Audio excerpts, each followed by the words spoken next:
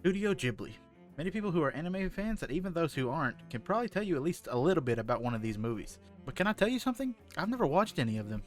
That may be surprising, seeing that my whole channel revolves around anime, but it's true, I haven't, so I'm gonna change that. Starting today, I'm gonna watch every single Studio Ghibli movie, and I'm gonna review them while I'm at it. So let's get right into it, shall we? But real quick before we start, make sure you hit that like button and subscribe, it would be much appreciated.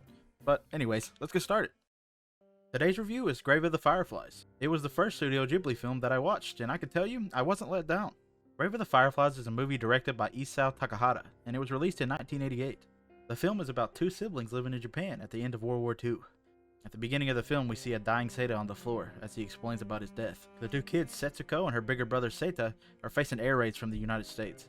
In the narration, we transition to their home getting destroyed by the air raids. Their mother ends up getting gravely injured, and she ends up passing away from her wounds. Their father is also fighting in the war, so they can't rely on him. This left the two with no home, so they ended up living with their aunt.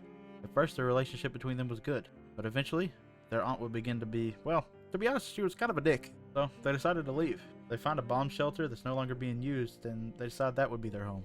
Eventually, while living in the shelter, food and supplies began to run out. Setsuko started to fall ill.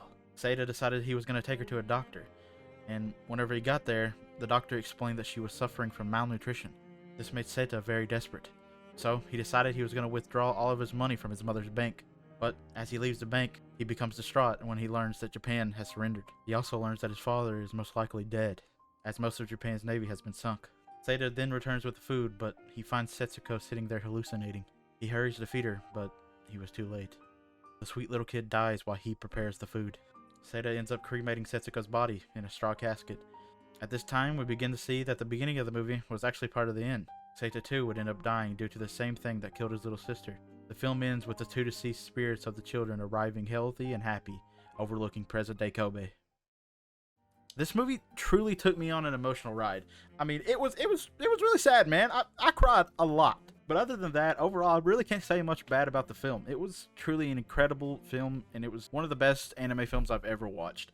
So I'm going to be giving Grave of the Fireflies a 9.5.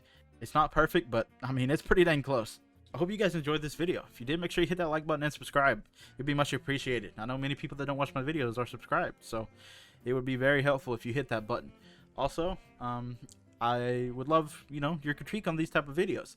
I know I could go into more detail of the way I feel about things, so in the future, I'm going to try to do that as well. But yeah, this is my first time trying a review type video, and hopefully we can do more of them in the future. And yeah, that's really it. I hope you guys did enjoy, and I'll talk to you guys next time. Peace.